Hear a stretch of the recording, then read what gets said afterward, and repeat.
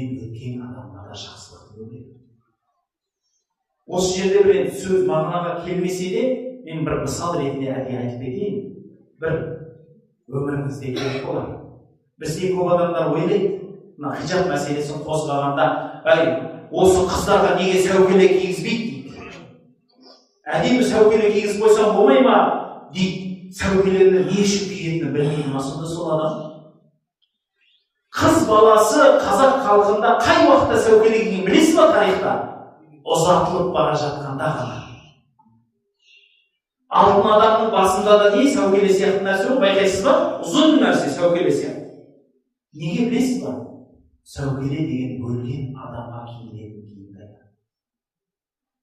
Қызды ұзатылғанда мақсат сол, бұл өлді деп шығарып салады.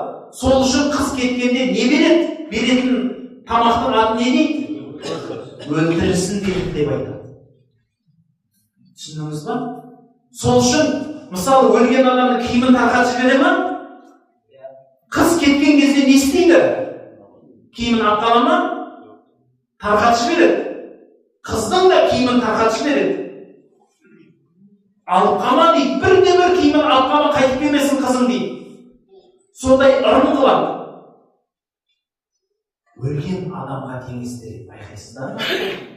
Қызым кетті, ол жат жұрттық дейді. Ол болды. Менің мақсатым оны бақтым, қақтым, кәмелетке жеткізіп, өзінің теңіне қостым, болды дейді. Қыз менікі емес. Сіздің атыңызда тұра бергенменен түбі сол барған жұрттікі. Өйткені өлсе де сүйегі сойықтан шығады. Өлсе де сүйегі сойықтан шығады. Ертең қартайып әже болып отырса да жұрт оларды баяғы өзінің руын айтпайды ғой, ол апаға. Не дейді? Ойбай, біздің пәленшенің әжесі бол дейді. Сол жерде ақыл сұрайды. Жұрт той томалақ қылса да содан ақыл сұрайды сол кісіден. Ол жат жұрттық болған еді. Бірақ керісінше ол сол өзінің жұртына барады әйелгісі. Сәукелені сол үшін киеді. Анау үйден бұл адам кетті деп. А біз сонда өсіп өріндей болып жүрген қыз балаға сәукеле кигізіп жылы болыппыз ба? Өлген адамның киімі. Бейне бір кемін киіп алсай деген сияқты ғой. Сол адамға айту керек шығар, онда сіз тарих білмейсіз ба? Онда үстіңізге кемін киіп жүріңізші деді. Ақматаға оралып жүріңіз деді. Не дейді екен? Қорқып кетеді. Әшейінде бір адам дүниеден өлсе, мынаны жуыңыз десе, бәрі қашып тұрады ғой, ойбай, анау тура өлген адам, ал кеттік деп ана қолынан ұстап алатындай.